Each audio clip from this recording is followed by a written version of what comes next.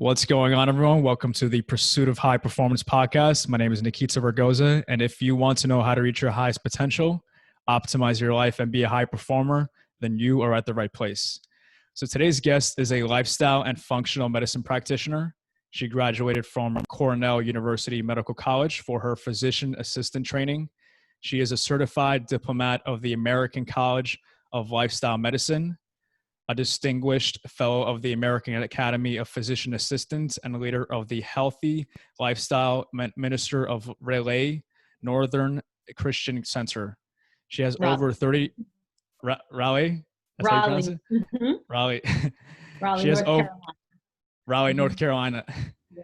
She has over 30 years of experience in surgery, weight loss, conventional, integrative, and energy medicine. So without further ado, welcome Rita Brewer. Thank you. Hey, everybody. Thank you, Nikita. Thank you so much for having me on. So nice to meet you. Of course, it's great to meet you too. So Rita, start by sharing with the viewers just your early life experiences and the top pivotal moments in your life that really shaped you in becoming who you are today. Wow. Well, it's been a long journey. Well, I knew from a very young age, really elementary school, that I wanted a career in medicine. I remember writing an autobiography in fifth grade, and I said that I wanted to be a nurse. And then I got older, I realized I could go beyond that level as a female. Um, and so I straight from high school to college, got my bachelor's degree in biology.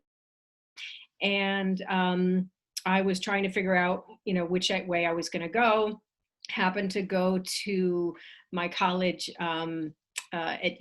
advisor's office, and I said, I don't know where to go from here. And I saw a brochure there for Cornell University Medical College for their surgical PA program. And at that time, this was about 1987. I had never met a PA before. It was the more early years of PAs where it wasn't known as a household name. I had never met one. I didn't even really know what that would look like. All I knew is that everything that the curriculum consisted of is what I wanted to study. And Cornell was a surgical program, so I was fascinated and excited about wanting to be able to see the human body and be in the operating room and see that all in living color, because I loved anatomy and physiology and biology and everything about science, and I just wanted to learn all about the human body, everything I possibly could. So I enrolled and I went to PA school right from college. I graduated in 1990. I was able to get my first PA job right out of school because of an elective that I had done. In my last rotation of school with a thoracic and vascular surgery private practice that was in the community that I was living in. And it went really well. I loved it. They liked me and they hired me right afterwards. So I did that for 5 years. I absolutely loved every minute of it. Thoracic and vascular surgery is very exciting. And there's a lot of different procedures that you get to do. There's a lot of variety there. But after about 5 years of doing that, I was feeling like, okay, I've really kind of learned everything that I'm going to learn in this area, and there's really nowhere for me to go from here. And I personally am a lifelong, always want to learn. Every single day, I want to learn something new. So I was like, well, where can I go from here? And I wanted to learn everything about every specialty. So I realized that I was learning because I went to a surgical program and it was so subspecialized. I was like, okay, I know how to take care of a ruptured aneurysm, but I don't know how to take care of a sinus infection. So, because my program was so surgically focused, I didn't even really get much internal medicine. So I was like, well, let me do that. I knew an internist in the community. She was overwhelmed and I knew she needed the help. So I reached out to her. She hired me and she trained me to get up to speed into internal medicine. But then at that point, like 2 years in, I was like, oh gosh, this is this is too much. This like day to day, like patient after patient after patient after patient, and charting and charting and charting, and the pace and the lifestyle of it, and the emotional drain. People don't realize, primary care is a lot of emotional drain. You've got to be a jack of all trades. You've got to know a little bit about everything. And I was tired of that, and I was like, I got to go back to back to surgery. But I had just built a house, and there was like no surgical jobs for me to go to in the area unless I relocated, which I didn't want to do. So I ended up staying there. I ended up being in that practice for like 5 years. But during the internal medicine period, that's when I started to transition to more of a holistic because I started to see, the emotional issues that people and how they were causing physical problems like, high blood pressure, and anxiety, and realizing that, hey, okay, this is an emotional issue, and we don't have the tools to really help them. And, a lot of people don't want to go to therapy, even though I would try to, all I had was, refer them to a therapist, and a lot of people didn't want to go there. I didn't have any place to send them. So I started to see the emotional connections of everything. And then I also started to find that my own body was starting to break down, and I was only in my late 20s. So I grew up as an athlete. I was a gymnast. I was played softball. I was a cheerleader. I was really, really active. And then when I was 29, I just started having this chronic pain in my body. I had like in the back, like in my traps, it was just like this rope of tightness in my muscles, and I couldn't get rid of it. Did everything like that you would think of. Like I had massages, deep tissue, I had chiropractic, I had even had the anesthesiologist in the OR give me some trigger actions. I did, everything that I could possibly think of with no relief. And then I found out about, then I started to explore, more alternative options. And I found out about a woman in the area that was going to be doing a demonstration on energy medicine. So I want to interrupt. I know I'm going on and on. No, no, go for it. Go for I it. just keep Keep going. going. Keep going. Okay. So they did a demonstration. They had teach people about energy medicine. So she talked about the school, and she talked about how it worked. And then she asked for a volunteer so they could do a demonstration of how it works. So, but just to understand that we're going, evaluate your body and reveal the information in front of everybody. So you have to be comfortable with everybody hearing, what we're looking at and finding. So a woman from the audience volunteered, and she went up there, and they basically, they had a massage table, and she kind of the woman just laid on the table, relaxed, kind of if you would, if it was what a Reiki session is like, or any other type of energy healing, a therapeutic touch session, just closing her eyes and just relaxing, not talking.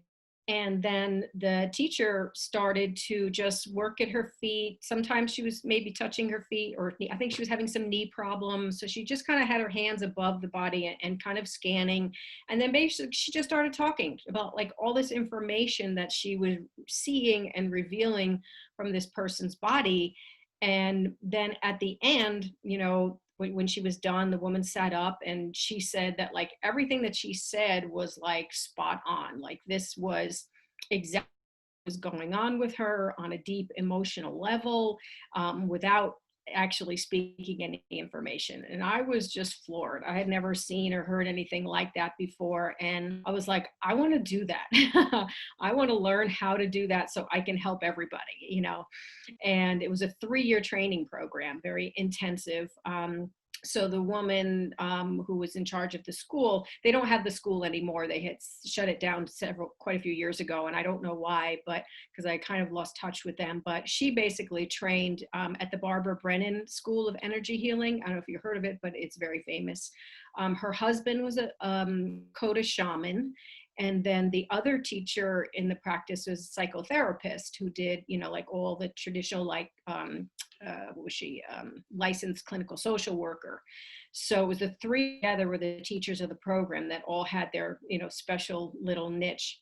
And I decided, it was like, okay, well, if I'm going to invest 3 years of my life program, so I can help people in this way, I need to try it out on myself first.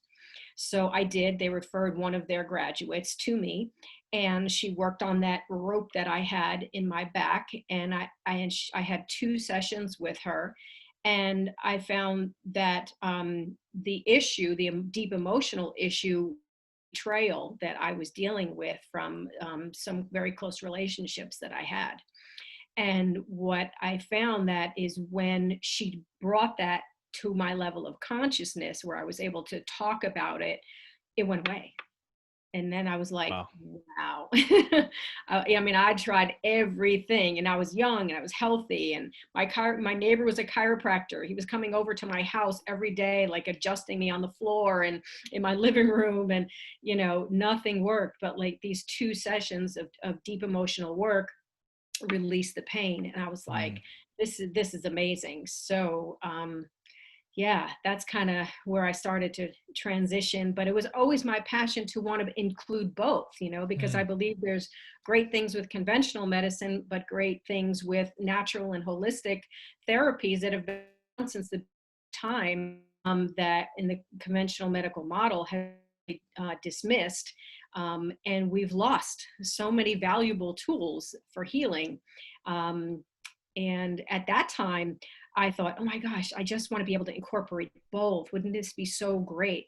So the thoracic guys that I had worked with took over the department at Columbia Presbyterian Medical Center. I'm from New York too, by the way. I forgot to tell you.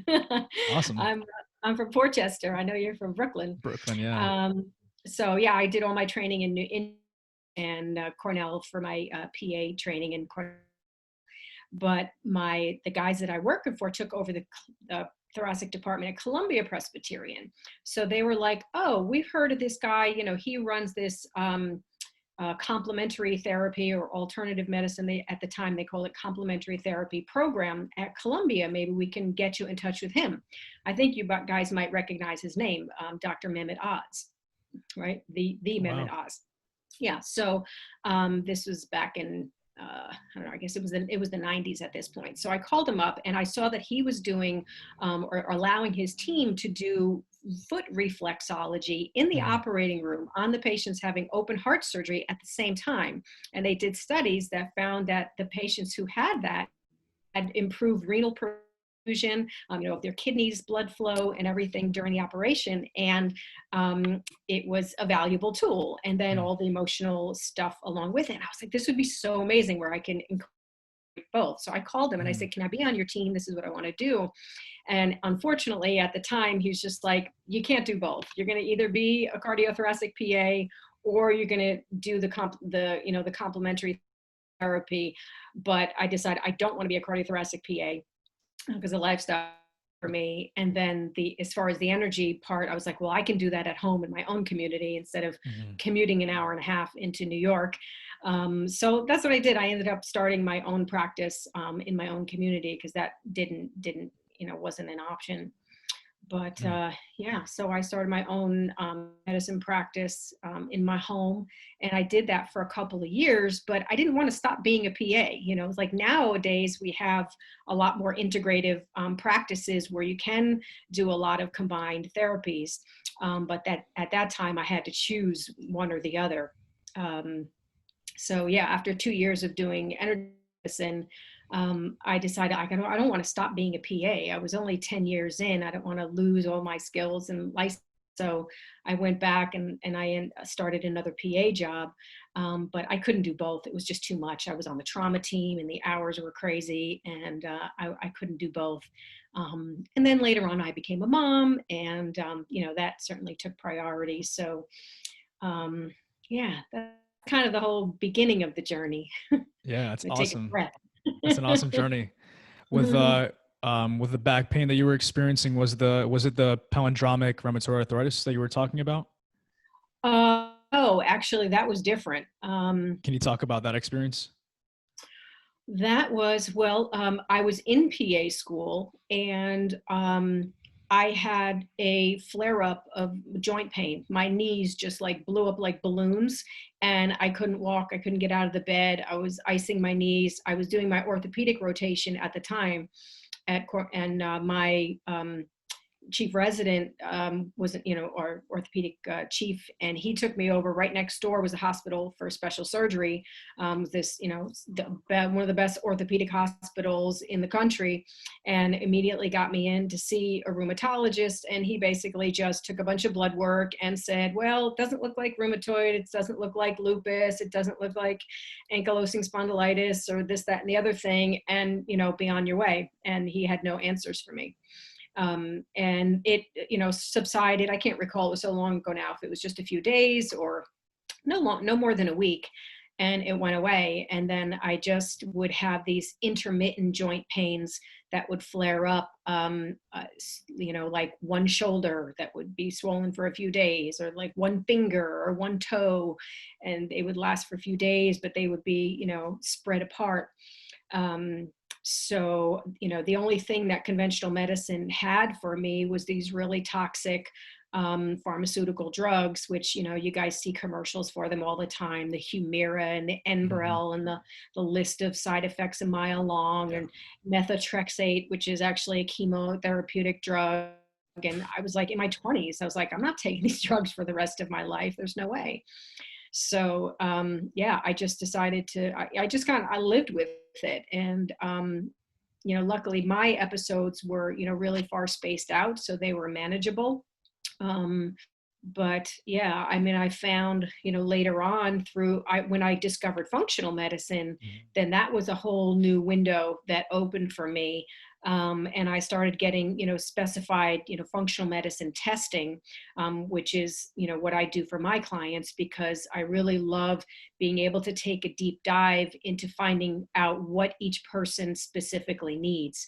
Because I found out that not everybody can take the same things, can eat the same things. We all know that, ginger is a great anti-inflammatory. Wonderful. So recently I was chugging, tons of ginger juice, and then I got, more recent, lab tests and did all my food sensitivity testing again, and found that ginger, now I'm highly inflammatory to ginger. So, and macadamia nuts and basil and watermelon, like all these things that you think are healthy foods, but all of our immune systems are so unique and different. And that's why, I love incorporating the type of testing that I do, with my clients now.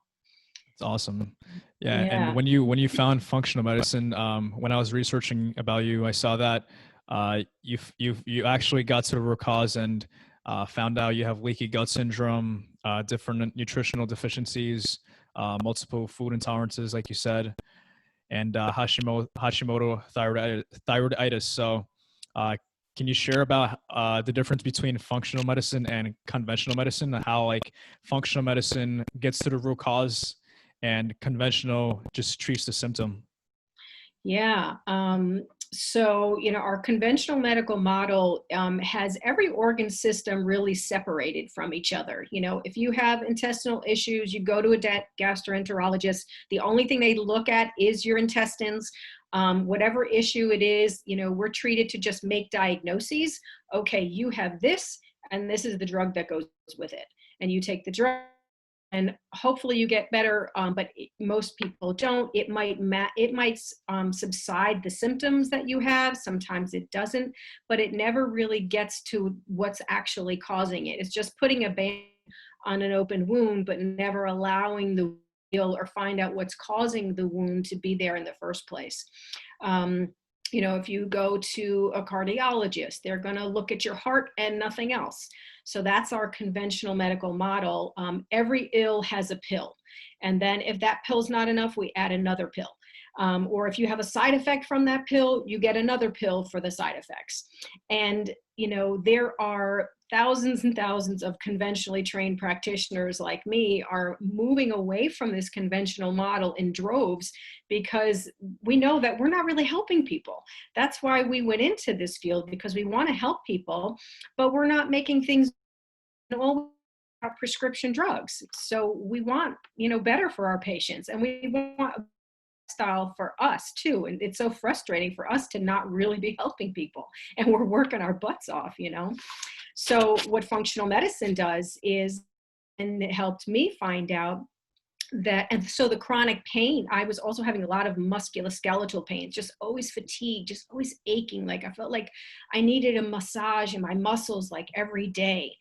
And so when I saw a functional medicine practitioner, and I had my food sensitivity testing done, I was highly sensitive to dairy and gluten. And I'm like, I'm an Italian girl. I was like, please don't take my cheese away. And like, I really thought it was a joke. Like I didn't even get it at first, because we didn't learn this stuff in conventional medicine, like that our gut, was responsible for 80% of our immune system. That wasn't ever even talked about in our conventional training. So it really took me a long time to get it. I was like, you're joking, right? Like, that's really funny. Like that you expect me to give up cheese. Like we put cheese on everything. So it took me a real long time to grasp that gluten was causing inflammation. But I realized that, once I got rid of those things from my diet, all that fatigue and chronic inflammation in my muscles went away. Like it would hurt to walk on my feet in the morning when I'd set foot on the floor in the bathroom, and I was like, oh, my feet just ache so much. And it was the food, and getting rid of it really helped to make it better. So I also realized that, so they checked. I had no idea I had any issues with my thyroid. I didn't have any, conventional symptoms for thyroid disease, but they did more detailed, my functional medicine doctor did more detailed lab testing, which my conventional doctor never did, to find out that I had the Hashimoto's thyroiditis. When you go to your primary care doctor, they just do your annual routine stuff. They check a TSH, your thyroid hormone. And most people don't have an elevated TSH until they're very, very advanced thyroid condition. So the functional medicine checked for my thyroid antibodies, which showed that there was inflammation. So thyroid was attacking itself. It's the most common autoimmune thyroid condition, is Hashimoto's thyroiditis. So it was a Japanese doctor named Dr. Hashimoto who discovered it many years ago. So then it was like, well, why do I have this? Because that was coming from my leaky gut. I never heard of leaky gut syndrome in conventional medicine. So basically what it means is, your intestinal lining is supposed to be a closed system. But what happens is there's a lot of different contributing factors that can cause like the holes in the lining of the intestine, this is on a microscopic level, to start to get weak and open up. So when your food, is passing through your intestinal tract, your food now leak outside of your intestines, which goes into your bloodstream throughout your body, causing our autoimmune reaction, because like your body is saying, oh, this is not supposed to be here in my bloodstream. So all your immune system goes under high attack to start fighting off what is this, what's going on. So all of that inflammation starts going, then it attacks your thyroid. And those food problems were causing that. I was under a lot of stress, which was causing that too. Medications can cause leaky gut syndrome. A lot of like anti-inflammatories, people, pop Advil and Aleve like candy, but that type of stuff can cause leaky gut syndrome. So yeah, I just uncovered all of these things through my functional doctor, and just started on this whole new journey. And now, you see it everywhere. I mean, leaky gut and these reactions can cause everything: emotional health, they can cause anxiety and depression and ADHD and cognitive issues, hormonal imbalances. I mean, it's just, there's so much stuff. So functional medicine's cool. Yeah, and even talking about like mental and emotional health, serotonin, like most of our serotonin is located in our gut. So Absolutely. if you have leaky gut syndrome, If you have any like food intolerances and your microbiome is imbalanced, then you're going to have a lot of brain fog and a lot of mental disorders. So it's great that you went to a Absolutely. functional medicine doctor. Yeah. Um, and during that journey, what are the benefits that you experienced, and what did it take for you to heal your body? Um, well, like I said, those chronic muscle aches and pains, and being tired all the time, on that perimenopausal time of life too. So there was a lot going on, with my hormones. But yeah, I mean, those chronic pains went away. I got my hormones better balanced. Um, and it just created new excitement for as a practitioner for being able to help people, because I felt like what I was doing before was not helping. And now I've got all these new tools that I can use to really help people get to the root cause of what they're suffering with, so I can really make a difference. Um, After doing what I did. So I did surgery for 5 years and then primary care for 5 years. And then I went back to the hospital environment, surgery and trauma and all that for like another 7 years. And at that point, so 20 years in, I was like, I can't do this anymore. I don't want to do this anymore. I hate it. My daughter was really young, about to start kindergarten. And I was under so much stress in my body. And my husband and I decided this was a great time to relocate. I always wanted to move from the New York cold weather to the South. So we made a move to North Carolina, which I always wanted to live in. And when I got here, I was like, God, what am I going to do? I was like, I don't want to go back to a routine, surgical practice or primary care practice. I need to do something else. I don't know what you have for me. And this was like when I really just kind of put my faith in God, because I'm like a type A person. I'm like a reformed type A person now.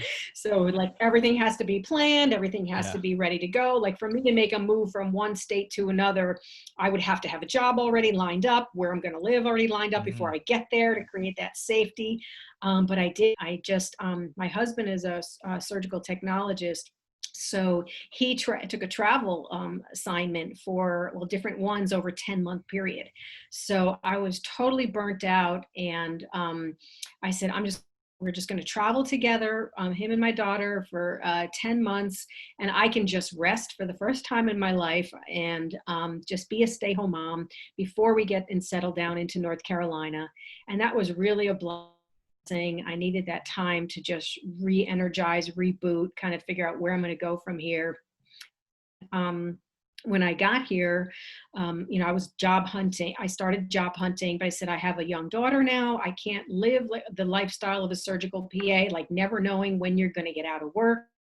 Never knowing when emergencies pop up. I was, having to be on call in the middle of the night, leaving in snowstorms, and then I'd come home and my baby's crying, and the stress was just ridiculous.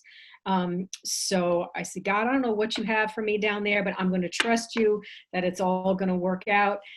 And I ended up finding a job at a weight loss clinic, and I was like, I don't know, well, let's try it. I love health and wellness and healthy eating and exercise. So there's got to be some of that in there. And actually I was 15 pounds higher than I wanted to be, because I couldn't get rid of all my baby weight. I was like, hey, what's the worst thing that can happen? At least I'll learn how to get this baby weight off, and then I'll be on to the next thing. But so I was kind of like one foot in, one foot out. I was applying major medical centers here in North Carolina, Duke University and Chapel Hill, and thinking I was going to get back into a hospital environment. And, God put me in this place in the weight loss clinic. And it was such a blessing, and I had no idea was coming, because I had a better lifestyle. I had set hours. I was not overwhelmed with my work. I can be a better mom. And through the process, I started to see how adopting healthy nutrition and exercise, which we never focus on in conventional medicine. I got to see all the benefits. Like, not only were these patients losing weight, but we would track their lab tests. About every 30-pound weight loss, we would get new labs, and their blood sugars were getting better. Their cholesterols were normalizing. Their renal functions were better. They were able to come off their drugs. And I was like, oh my gosh, this is so amazing. And I knew that I could not do that in conventional medicine. So I really it was such a blessing. I lost the weight that I wanted to lose, and I've maintained it ever since. So that was a big win. And I felt like, okay, well, I guess I'm just going to stay here. Like, I felt like I was a sole practitioner, like in this little world, like, nobody else, was feeling this way but me. And then I actually found that there was an American College of Lifestyle Medicine when I was looking for a conference to go to.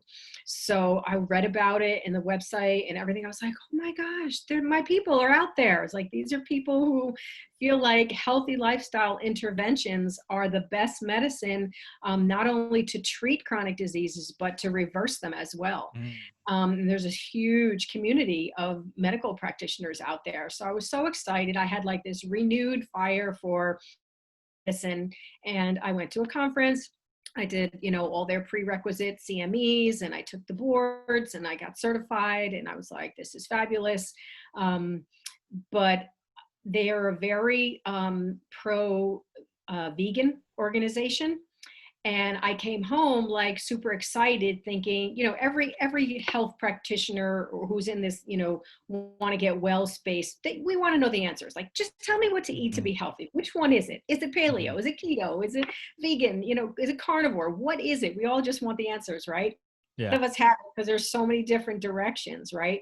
But I met all these scholars, and they've written all these books, and I was like, okay, well, they must know. So I came home and I was like, okay, I'm going to be vegan. This is what I need to do. I'm a vegan. I went into it headstrong. I was reading all their books. And once in, I was like reevaluating. I was just like, I feel like crap.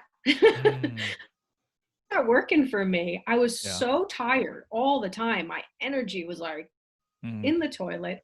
If I came home at 1:00 in the afternoon, I'm like, yay, I'm thinking I have all this time now. I can go work out. I can make dinner. I can spend time with her. But I was ready to crash. I couldn't do anything. Like 1:00 in the afternoon, I was ready for a nap. So that was kind of, I started the functional medicine path like at that point, but then I started meeting people who are in the carnivore community, through a CSA that I have in Raleigh. And I realized, like, yeah, I need meat. I really do. So and so there was plant-based food. That's where I learned about the plant paradox and book, and how plants can be inflammatory and stuff like that. And so, it's just been a long journey of, I'm always learning. I'm still learning after all these years.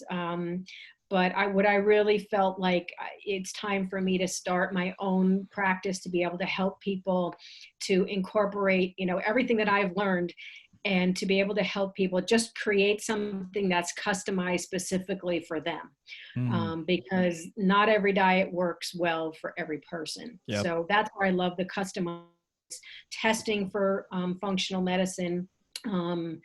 And really for me, there was really 6 main focus pillars that I wanted to incorporate for my clients that I use.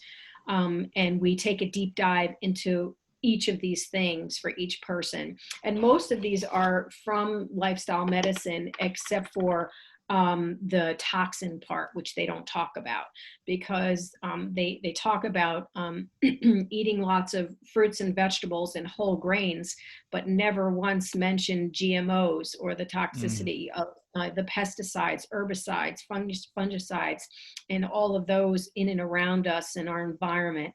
So my focus: nutrition, physical activity, stress reduction, quality sleep, limiting toxins, community, to that emotional support that I believe everybody needs.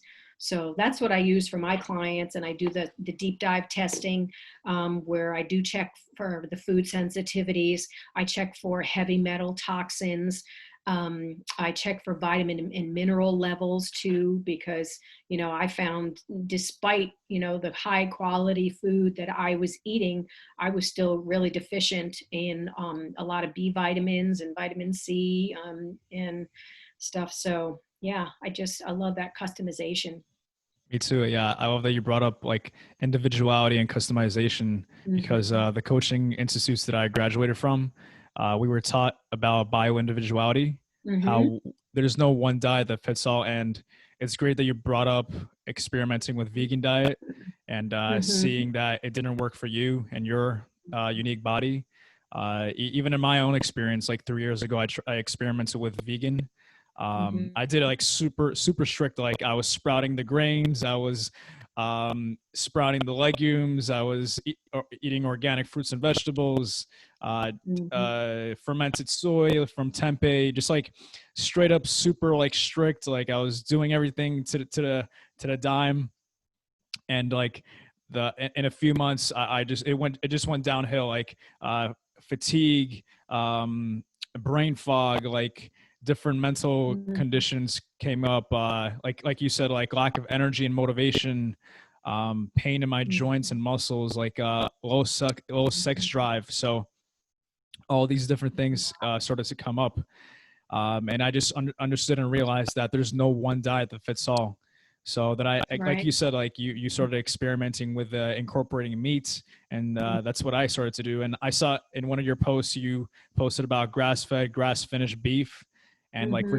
regenerative agriculture. So eating Yes. wild caught fish, grass fed, grass finished beef, like pasture raised eggs, incorporating these nutrient dense organs and meats, so that really supported me, and just increasing cognition and energy and sex drive and lean muscle Mhm. mass. So talk about what food you eat, and why it's so important to get clear on bio individuality and what works for different people. Yeah. Um, sure. So, well, I do, like I said, I do eat meat, but I avoid grocery store meat. I only get meat directly from my local CS. You live in the Raleigh Durham area of North Carolina, I highly recommend check out their website. It's farm2forkmeatriot.org. So basically, there's this amazing woman with a very passionate story. Is in her book. It's on my website. You could click on and find it there. But she had a child that died from cancer very young, and she just transformed her whole environment, her family. She said, I refuse to get anything toxic in my household, from the food to the cleaning products to the skincare to just everything, just 100% detox. And she has created this, what she calls food church, which is amazing. So she contacted all of the farmers in our area who are committed to healthy farming practices, which means all of the animals that we have. She's got pork, chicken, turkeys, beef. They all roam on pasture. None of them are in confined animal feeding or operations. They are well treated, massaged with oils. They are fed on their natural diet in the grass. They're not fed any supplemented grains or feeds. And they're processed in the right timing. They're not rushed through their life to get to the processing. So she's created this food church where I can just go once a week. I put my order in on the computer, or I have subscriptions to certain things. She's got regenerative eggs from chickens and ducks, and also, what was I going to say? I drew a blank on one other thing, but so many things. But basically, I just go once a week and I can pick up everything that I need for myself and my family. She has produce farmers that are committed to never spraying. They don't till the soil. So there's never a pesticide, an herbicide, a fungicide on any of this stuff. And then she vets other things like skincare products, laundry products. She's got a baker who does like grain-free baking items, and I can get an autoimmune friendly bread from her that's made with regenerative duck eggs. I'm also sensitive to chicken. So it's just for somebody with autoimmune disease to be able to have a place to go and get these high quality foods.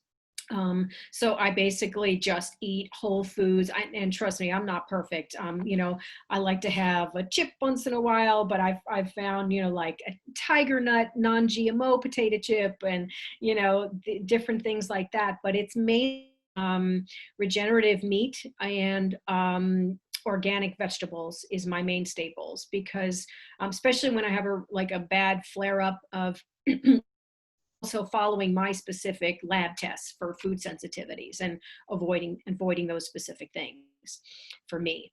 Um, and I really try to avoid grains too, because grains can really kind of suck minerals out of your bones. And when you have autoimmune disease, it's a good thing to avoid that. So yeah, that's pretty much what I eat. Yeah, I could definitely align with what you eat. I basically the same thing, like high quality meats, Mhm. wild caught fish, pasture raised eggs, organic fruits and vegetables, healthy fats. I stay away from grains because that definitely affects my gut, and it definitely irritates my joint pain.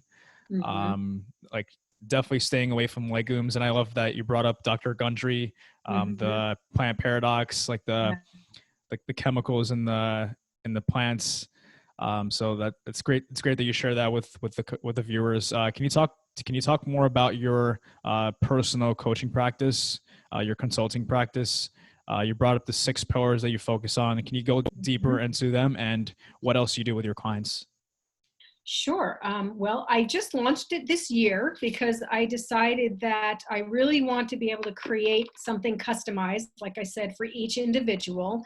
But after 30 years of practice, I really don't want to have a brick and mortar practice anymore that I have to go to, every day and be on a certain time schedule. I want to create my own life, create my own hours. I'm tired of being on call nights, weekends, and holidays.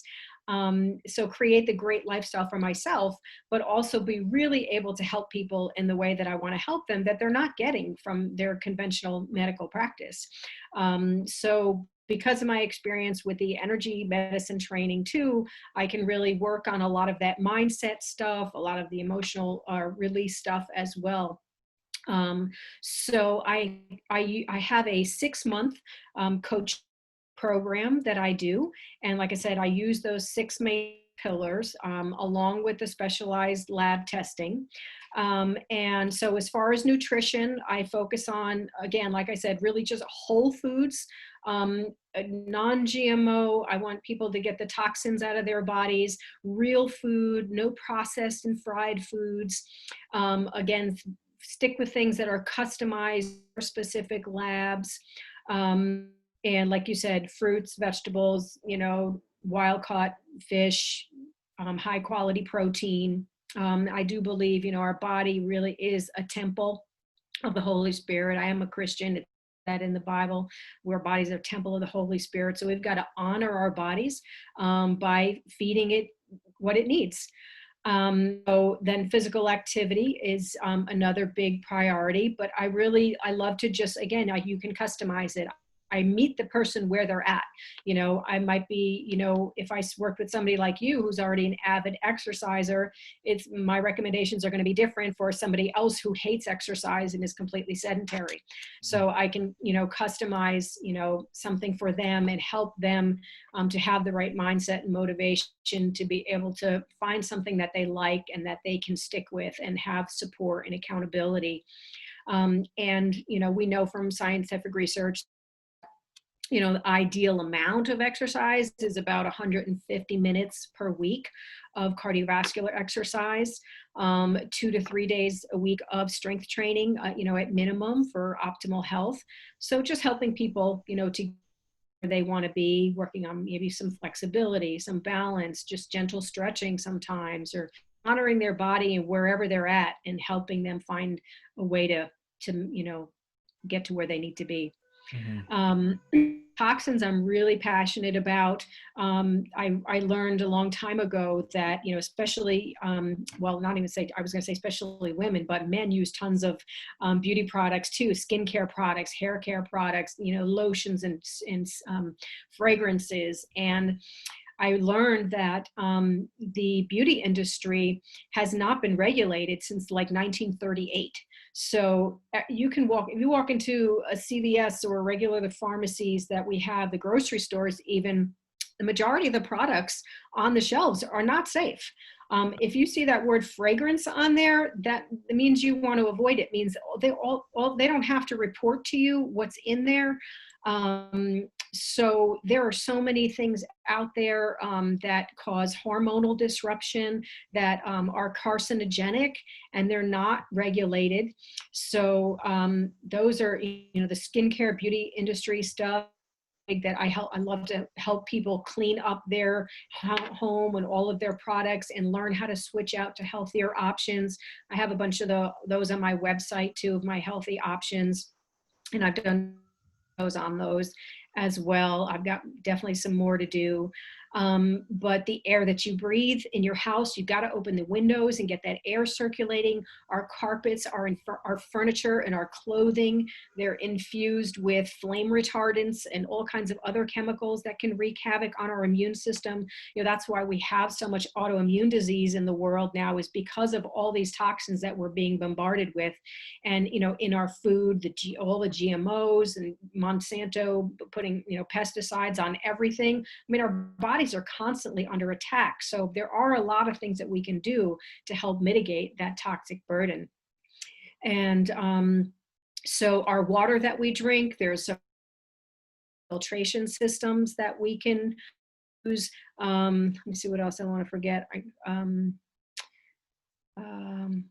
The cleaning products, bleaches and all kinds of cleaning products that are loaded with these chemicals that we're spraying and that we're breathing them in. And so I love to, make my own. It's so easy to make some of your own homemade products with non-toxic ingredients and essential oils that smell amazing. So I love to do that. So avoiding the toxic burdens are really big, because they do affect our hormonal system, our immune system, and our brain function as well. Those plug-in fresheners, those are really bad for your brain function as well. It's just chemicals. It's constant chemicals.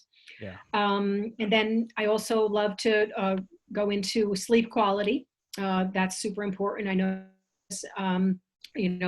it's for some people, it's really cool to be on that hamster wheel, crazy life, and be like, oh, I did this and that, and I only had 4 hours of sleep, and I'm ready to go. And like, that's something they, bragging about. Yeah. But we know how bad that is for us, right? Yeah. Toxic. We all need a good, at least 7-8 hours of good quality restorative sleep every night. That's the time when your body heals itself.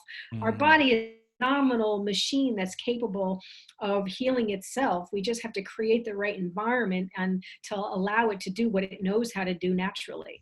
So that quality sleep is so important. So for people who are struggling, with quality sleep, and there can be hormonal issues that are causing it, or just life stressors and stuff. So I definitely work on helping them create the right sleep environment. And then, if we don't get quality sleep, our cortisol levels are higher. And then when your cortisol level is higher, you have more sugar cravings, and then you eat bad. I know that was big for me. I'm definitely a stress eater. I found that, working in surgery and working in trauma, when I used to get called out in the middle of the night for traumas, it was like the worst. Like when I'm at work, like during the daytime, I'll give like 200%. But when I come home and I get in my bed and I'm ready for sleep, I'm like, please do not wake me. Please do not call me. And I would get woken up in the middle of the night, having to go more than once sometimes, and in the snowstorm. And it was just horribly stressful for me. And I passed right by McDonald's on my way home from the hospital.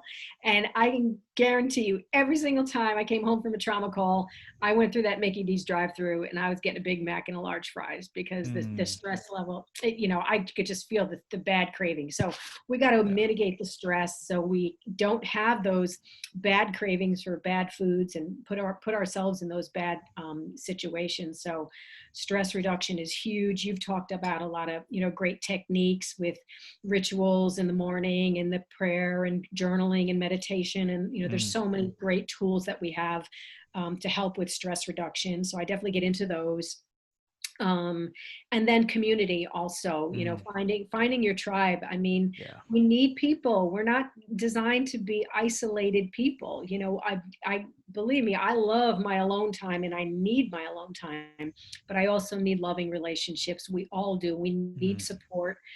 So we have to learn how to nurture relationships, how to have practices where we can learn how to forgive and communicate mm, well, and just have people to do fun things with in life and celebrate love. And then you're missing out on, there's so many beautiful, amazing people in the world. And yeah.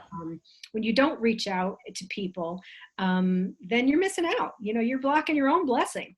Yeah. So, like if I wasn't putting myself out there on Instagram, I wouldn't have met you and, got to That's see true. all the amazing things that you're doing. So, which I definitely want to touch on too. Yeah, it's great that you take an integrative, holistic approach to supporting your clients through their physical activity, meeting where they're at, nutrition, and getting down to the testing, and doing like bio individuality, like what works for them, customizing that, and getting into toxins. So like some products I would recommend people is Dr. Bronner's. So Yes, I that's a love that. great product, right? Mhm. Yeah, I so it's absolutely. there's no sulfates, no parabens, just Mhm. essential oils, organic oils. There's toothpaste, body wash, uh, Yeah. cleaning products. So that's a great brand. And for men, like deodorants, I think it's Schmidt's. There's Yeah. like charcoal, magnesium. Yep. There's a bunch of different ones. Yes. So Absolutely. toxins. That's I have those on my yeah. website. I do have a shopping page which recommends all of my favorite beauty and makeup products, non-toxic kitchen, food and supplements on there. So I have those products, and the Dr. Bronner's too. It's so inexpensive. You save so much Mm, money when you can make some yeah. of your own products. Like all I do with the Dr. Bronner's is like I have like your little hand soap dispenser. Hmm. When you buy one that you like, that's kind of decorative, you just save it, or dump out the toxic stuff, and Yeah. then just I put like 1/3 of Dr. Bronner's soap and the rest water. They have some that are scented, or I add my favorite essential oils Mm, to it, and I fill up all my soap dispensers with that. I fill up a shower dispenser with that. I use their bar mm, soaps. So it's so easy. I make, a facial wash for my daughter and add a little bit of tea tree oil for acne prevention. I got a teenager. So yeah, there's so much you can do with it, and they're all natural. They've been around forever. So yeah, and save money. yeah, 100%. Definitely use those healthy products and save money for sure.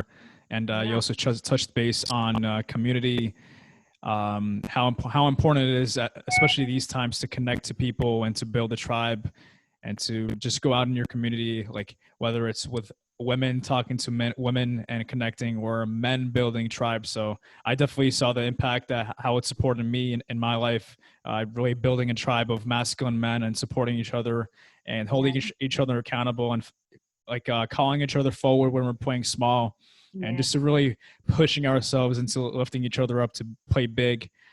So that's Absolutely. huge impact, huge impact. Yes. Yeah. Well, I definitely wanted to get into that a little bit. So enough talking about me. I really wanted to talk because I listened to all of your previous podcasts, and of course, looked at your Instagram page too. And I wanted to I say a couple of things to you, and speak positively into your life, because you are doing such amazing things. So first, congratulations on your podcast and Thank every you. amazing thing that you're doing. And I think that what you're creating, especially for men, is so valuable, because there's a lot of great nutritionists out there, and we know that's important. We know that fitness is important, your personal training, but you wanting to be a therapist and really focusing on the emotional release work and Yeah. creating a safe space for men to be able to do that, is so powerful. So you really have like the trifecta gift. You Mm. know, you got the nutrition, the fitness, and the emotional work. So I Yeah. really feel like that is such a real blessing. And you're going to really, really help a lot of people. So I'm excited for Mm. you and seeing, you know, everything that you're going to do in the future. And I applaud you for sharing your personal story, Mm. growing up, and the challenge, you know, that you had, you know, with your masculinity. And you talked a lot about how that made you feel and some of the healing work that you were doing around it. And I would like to share some insight that I learned from my own pastor, who I love as a I didn't talk about that Healthy Lifestyles Mm. ministry at my church. We can get into later, but my pastor, Dr. Jeffrey Chapman Sr., he loves speaking life into men. He's a real Mm. man's man and lifting men and helping to understand their purpose on this earth. Mm. And this is what he taught us, the whole church body, that I want to share with you. So you mentioned that, you know, you started struggling from your childhood with this Yeah. issue. So what I've learned is that, um, you know, the Bible says the enemy comes to steal, kill, and destroy. Mm. That's his goal. He wants to take people down. Mm. And before you're even born, or when you're born, he already knows the good things that you're going to do in your life and the blessings and all the people that you're going to impact in your life. So he started with on a very young age to try to take you down because he knew how great you were going to be. Mm. So what you need to know is that everybody knows, even whether you're Christian or not, everybody kind of knows the Adam and Eve story. So God created Adam first because he designed the men to lead. You are a king. You are a son of the Most High God. Every single man on this planet was designed to be a king, and that's what you are. So the enemy is going to do everything that he possibly can to try to take you down and get in Mm. your head and tell you you're not what you are. But you, the Bible also says you're the head and not the tail. You are above and not beneath. You are the lender and not the borrower. So you are so highly blessed because you are a son of the Most High God, that the enemy is going to constantly put you under attack. So you need to know who you are in the kingdom of Mm. God. So, but you also have to honor God and with the life, you know, that you have, which you are. And then he created the woman to help support the man, because God gave the man the tools to do everything he needs to do in life.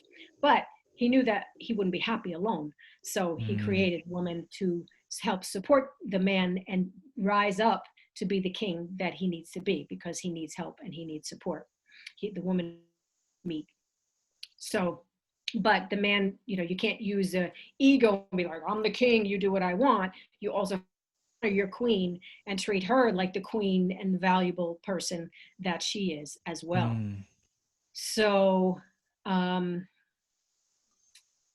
you just need to know you are under attack because the enemy was trying to bring you down and still trying to pull you back down because he Mm. sees all the amazing things that you're doing. So just know that you are an extremely valuable person in the kingdom and that God has great things in store for you. Mm. Thank you. I appreciate you, Rita. You're I really welcome. appreciate you. Yeah, I love what you brought up about like masculinity and femininity. Mhm. That's powerful. Can you talk about what you wanted to talk about your the Christian Center? Oh, yeah. So when I was working in the weight loss center, and so I moved to North Carolina, and I grew up Catholic. And to be honest, I really never got anything out of it. I didn't feel like it changed my life in a positive way. So, but I always wanted to have a close relationship with God. So I was searching. I went to so many different, like every different denomination of churches that you can think of, thinking, well, maybe it's not the Catholic Church.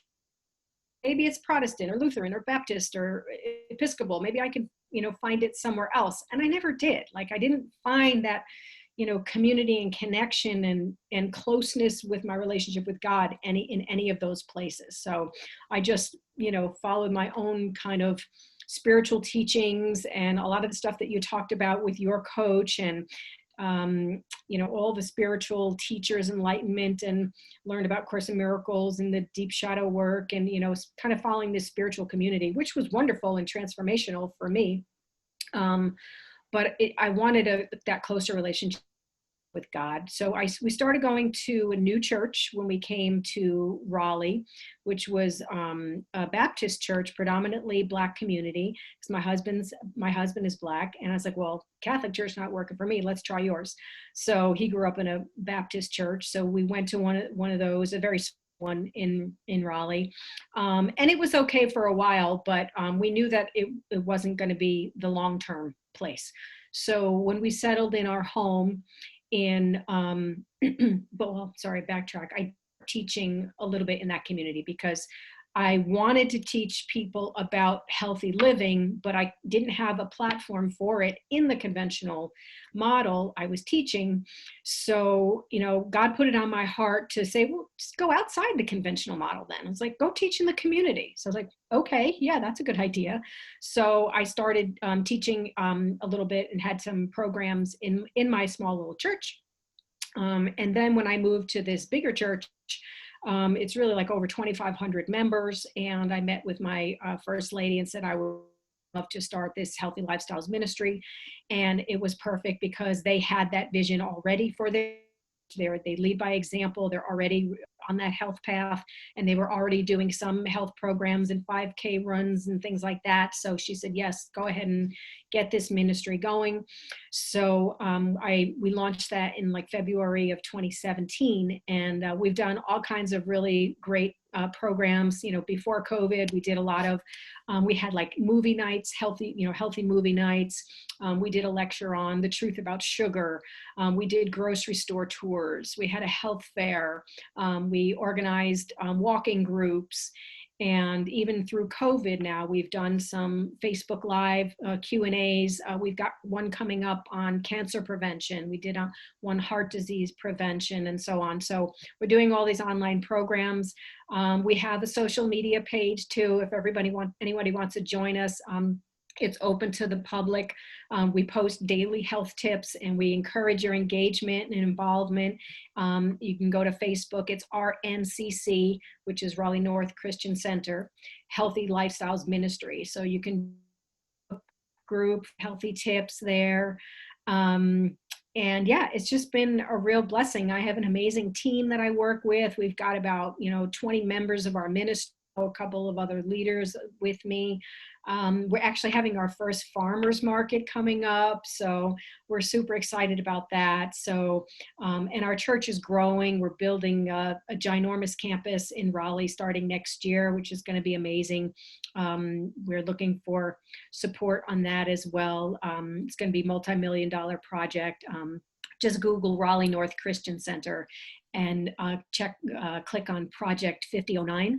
5009 is the address of the new campus. So 5009 Lewisburg Road in Raleigh, North Carolina is going to be amazing. And yeah, I'm just excited to be a part of it. We're going to have a community center that's going to have a gym. We're going to have walking trails. We're going to have a basketball court. We're going to have soccer fields, like all these places. We're teaching classrooms and track out camps and summer camps and places where we can do all these amazing health and wellness programs. So a cafe, with healthy food. It's gonna be so much fun. So it's awesome. That I'm sounds really exciting. Part of that.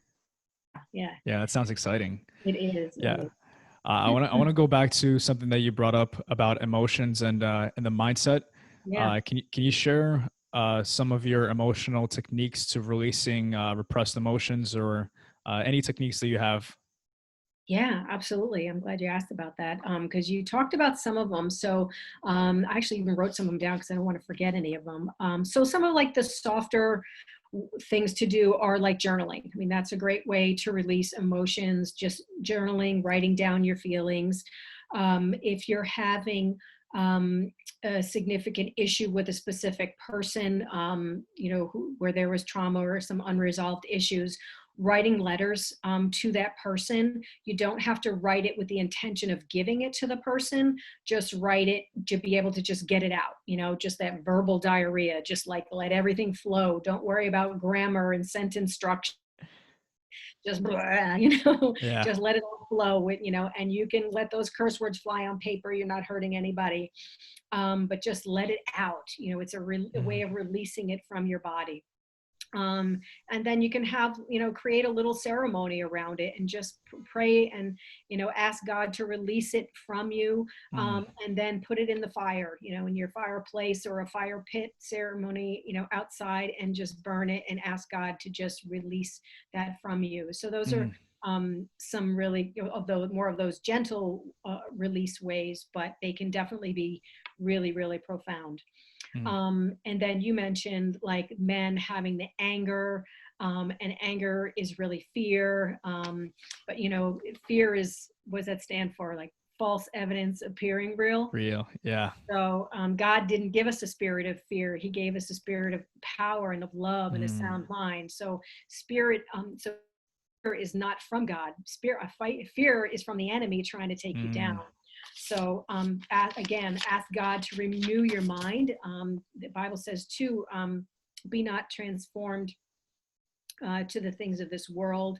And it says renew your mind daily. Every single day we have to renew our daily practice, because we're constantly bombarded by all this negativity in our own minds and in the world and in the news. Renew our minds every day. I mean, I start with that, reading just a really positive daily devotional every day, to get my day started. So, so then the anger though, sometimes, writing is not enough. You're like a Yeah. volcano ready to explode. You need something stronger than that. So I love the one that you said about going outside and running and sprinting and, getting all out that. Sorry, I forgot to turn my phone. It's all right. Turn that off. So, sorry about that. I don't want to be No distracted. worries. Just turn that off.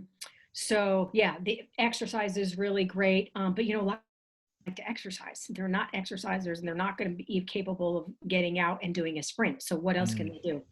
A lot of tools, and I learned these in my my energy healing training, is getting a pillow and just screaming into the pillow. Just let it out as many times and as loud as you want, putting your face in the pillow and screaming. Being in your car, roll the windows up and blast the radio and just scream at the top of your lungs. You can let that out that way. Another one is if you sit like inside the door frame, with your back up against one side and your feet forward against the other one, and just really push. Now for me, I'm getting older. I'd want to put a pillow behind my back, something. You don't want to hurt yourself. You want to sit safely, but not hurting your anyway. So just really pushing and, releasing that tension and frustration that way. Another one that we used to do was with a plastic wiffle ball bat. Put gloves on your hands so you don't hurt your hands. You use a plastic wiffle ball bat, not an aluminum or wood bat. But you just take that and you just wail at the couch pillows or your bed and scream and let it out. So those are just really great ways to let that frustration out. And if you have a really great therapist or coach like you do, who understands the importance of this type of release work and is trained to do that, you could even do some visualizations of release the energy too, where like I had a couple of people in my class at the time who suffered some very serious child sexual abuse. And a big thing that they suffered with was shame.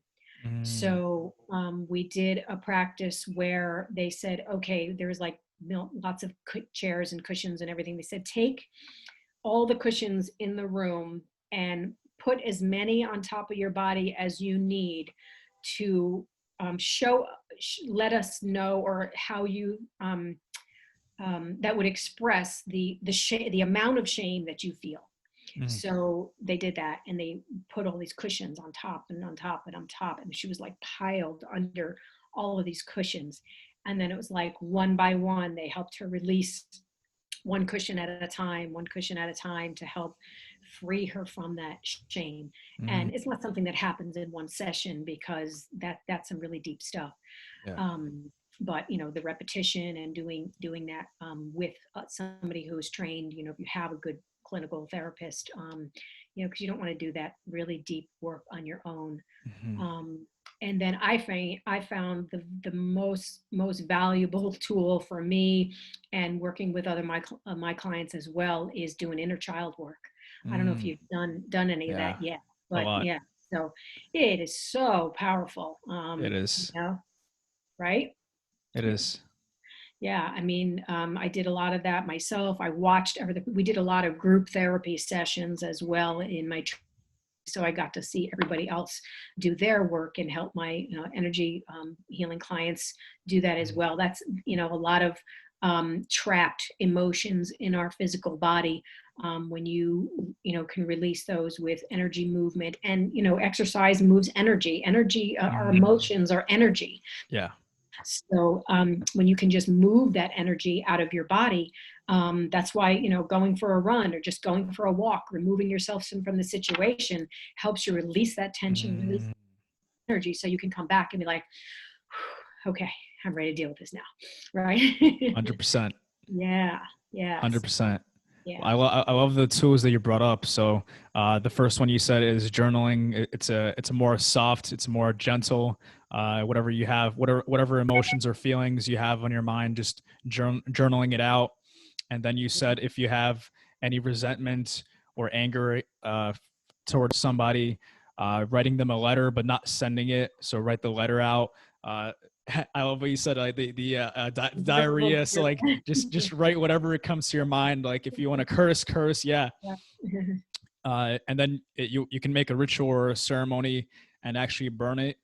So if to share my own experience, 2 months ago, I had a breakup with a previous relationship, and I actually created a ceremony and a ritual to honor what we had, to grieve to have a grieving process, and to burn like any pictures we had. Um, I also went into a meditation every single morning and evening, and I still do sometimes, and ask God and the universe and the Holy Spirit to support me, to forgive her for any pain that she has caused me, and to forgive myself for any pain that I've caused myself and caused her. So like asking God and the universe for forgiveness, and forgiveness is actually coming back to truth. So getting back to truth. And then I love what you said about the emotions or energy in motion. So using either a bat or like having some cathartic screaming and letting that energy out, and just getting into a car, turning up that radio and just like yelling and screaming, and going for a walk and running, and just letting all those repressed emotions out through movement. So I love that. Yeah. Can you dive deeper into like rituals and habits? So like, what are your top daily habits that support you in living a healthier lifestyle, and what are the top habits that you would recommend for people to practice every day? Yeah, and just before I do that, I just wanted to Yeah. piggyback on what you said. Just remembering that God is always working for our good.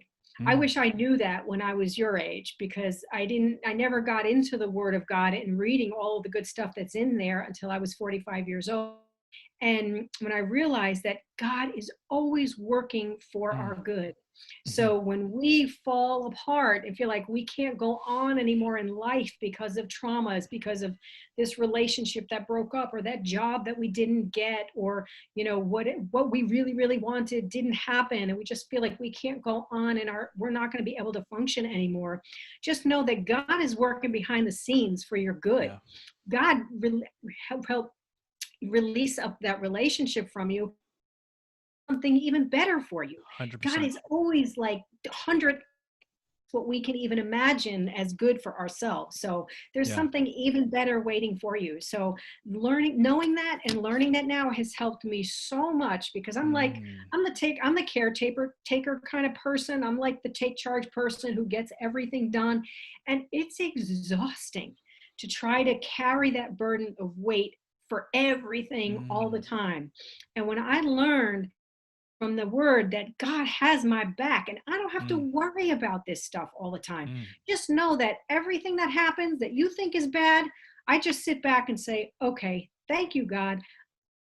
I know that behind the scenes, I don't know why, I may not understand what's going on right now, but I know that eventually something good is going to come of it. And thank you. And I look forward to see what you have for me. So 100%. that's my mindset about that now. Yeah, I love that. Um, yeah. I love what you said just now. Life is happening for you, not to you. Right, Yeah. right. So like Absolutely. having that empowerment Right. of everything happening for you, like trusting the process, trusting everything that's coming up for you. And I love that. Yeah. Absolutely. Yeah. So yeah, I mean, as far as like daily practices and stuff, again, I think it really has to be customized for each individual, because, a lot of people are still have to do that daily work grind and get up at 5 o'clock in the morning and go to an 8 o'clock, 8-hour job. And, they may not have that time in the morning to sit and meditate and have mindfulness practice, or, whatever it is. So we really have to figure out ways to create it for each individual, because what I was able to do for myself when I was working a crazy life as a surgical PA, and what I can do now as a virtual health consultant where I'm working from home and making my own schedule, are two entirely different things. But for me personally, one of the things that I love doing now is just nurturing myself more. I mean, I spent 30 years of my life grinding in the medical community for other people all day long. And I'm a wife, I'm a mother, I'm a pet owner, I'm a homeowner with so many responsibilities. And so many times in my life, all I just want to do is like, I just in my bed right now. I just want to stay under my covers and lay on my pillow for like another hour and or two. And that's what I do now. I allow that time for myself. One of the Mm. greatest tools that I have learned that works amazing for me, and I love to share with people, is Mm. because I was such that type A personality, always having that list. You always, even if you don't have it on paper, you have it in your head. And I'm like, Mhm. one of those people where sit down and relax until I can get through that list. So Mhm. realizing that, number one, the list never ends. So you just got to let that go. The in basket is always full. There's always going to be something in it. It's never going to be empty, and just be okay with that. Mm. And then say, okay, when you start overwhelmed with there's a million things that I have to get done, what I do is just stop. And I say, Mhm. okay, take a breath, and I say, okay, what is on this list that's the most important thing that I really have to get done, like right now or by the end of today? And when you look at that list, you see that, there are things on that list that can wait till tomorrow Mm. or next week even. But it's the most pressing thing that really has to be done today. And that's what I do. And if it's only one thing that I can get done, then I say, oh, then I accept it. If it's two things or three things, depending on what the projects are, then I just say, okay, and it's all right. And just do one thing at a time. And also, when you're so hyped up and you're so stressed, you can't do a good job at that project that you're trying to get done. So just removing yourself, allowing your body to say, and then I say, what exactly do I need right now in order to, because you're fighting against it. You like your body, your mind is saying, you got to do this, you got to do that, you got to do this, you got to do that. But if I stop and say, what do you really need right now? Mm. And sometimes it might be, I want to go outside and get some fresh air. I want to go jump on the trampoline, or I want to lay down and take a nap for an hour. I do that. I listen now. I listen to my body. I honor it. And then when I'm done doing what I really wanted to do, I can come back with a fresh mind and a fresh perspective and relax and have more creativity to do that thing that I really wanted to do. Mm. So I do that a lot. That's awesome. That's awesome. So Yeah. like listening to your intuition, your feminine energy, Mhm. that's awesome. Absolutely. Absolutely. Yeah. Yeah. Sometimes I want to meditate, and sometimes I just want to stretch, or sometimes I just want to spend time with my daughter or my Mhm. husband or walk my dog, whatever it is. I just listen, and I'm so much happier when I do. Awesome. Yeah. Yeah. Yeah. Before I ask my final question, where can people find you and learn more about you and your consulting practice? My website is ritabrewer.com. So you can find everything out about my practice there. And on social media, Instagram, Facebook, TikTok, Rita Brewer Consulting. And yeah, come and find me there. I'd love to interact with you guys. And I said you can join my ministry, well, RNCC Healthy Lifestyles Ministry on Facebook. And yeah, um, that's where you can find me. Awesome. That's all gonna be linked in the description. So I'll link everything out on there. So my final question is, what is your definition of high performance, and what does it take to reach that level? So high performance to me, what I've learned through my life experiences is that you can't perform at a high level if you're not truly walking in your gift. So I believe God has placed a gift and a purpose inside each and every one of us. Mm, And we're not here on this earth just to serve ourselves, to get the career we want, and the family we want, and the life we want, and the travel that we want.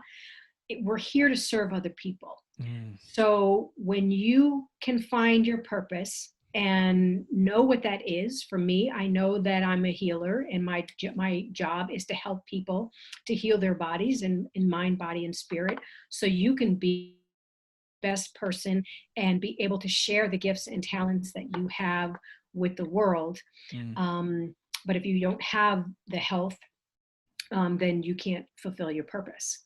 I also realized through my life of wanting all those things. I want the career and the family and the children and the travel, and I have experienced all of those things and have been blessed in many ways. But I realized that of course, my family brings me tremendous joy, but the thing that makes me feel so rewarded and fulfilled and lights my fire is when I'm walking in my purpose and know that I'm mm, serving people.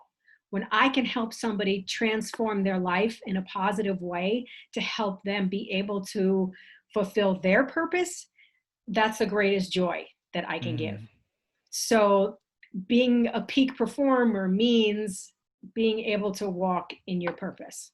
mm. But also in order to do that, you need to take care of yourself. Yeah. Business owners want to start that business. You want to grind and, start this company, and you want to do this, that, and the other. You want to be a great entrepreneur. But if you don't take care of yourself in mind, body, and spirit, you cannot be a peak performer.